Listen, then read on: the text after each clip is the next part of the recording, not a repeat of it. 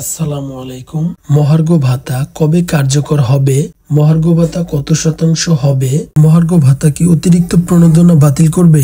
Pay scale কবে আসবে? সরকারি ব্যয় কত বাড়বে?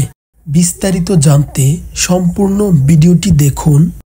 অর্থনৈতিক বিশ্লেষকদের মতামত। বিশিষ্ট অর্থনীতিবিদ ডাক্তার সালাউদ্দিন আহমেদ মনে করেন, বর্তমান বাস্তবতায় মহার্ঘ ভাতা একটি সময়োপযোগী পদক্ষেপ। যদিও এটি পে স্কেলের বিকল্প নয়, তার মতে বাজেটে এর অন্তর্ভুক্তি দায়িত্বশীল অর্থনৈতিক পরিকল্পনা প্রমাণ। মহার্ঘ ভাতা কবে থেকে কার্যকর হবে? 1 জুলাই 2025 থেকে নতুন হারে মহার্ঘ ভাতা কার্যকর হবে। মহার্ঘ ভাতা কত শতাংশ হবে? প্রথম থেকে দশম গ্রেডে 15% এবং দশম থেকে 20 গ্রেডে 20%।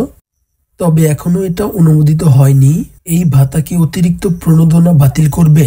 হ্যাঁ, 2023-24 অর্থ বছরের 5% প্রণোদনা বাতিল হবে। পে স্কেল কবে আসবে? বর্তমানে অন্তর্বর্তী সরকার থাকায় পে স্কেল স্থগিত রয়েছে। সরকারি ব্যয় কত বাড়বে?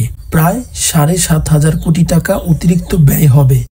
সরকারি সিদ্ধান্তের পেছনের কারণ ও প্রভাব। বর্তমান অন্তর্বর্তীকালীন সরকার একটি পূর্ণাঙ্গ পে স্কেল দিতে না পারলেও জনপ্রশাসন মন্ত্রণালয়ের অধীন মহার্ঘ ভাতা প্রদানে অগ্রাধিকার দিয়েছে। পে স্কেলের মতো জটিল কাঠামো না বদলে এই ভাতা প্রদান একটি তাৎক্ষণিক সহায়তা হিসেবে দেখা হচ্ছে। সরকারি হিসেব অনুযায়ী এ সিদ্ধান্তে সরকারের অতিরিক্ত খরচ হবে প্রায় 7,500 কোটি টাকা। তবে এতে অন্তত 14.5 লক্ষ সরকারি কর্মচারীর জীবনযাত্রার মান উন্নয়ন হবে বলে মনে করা হচ্ছে।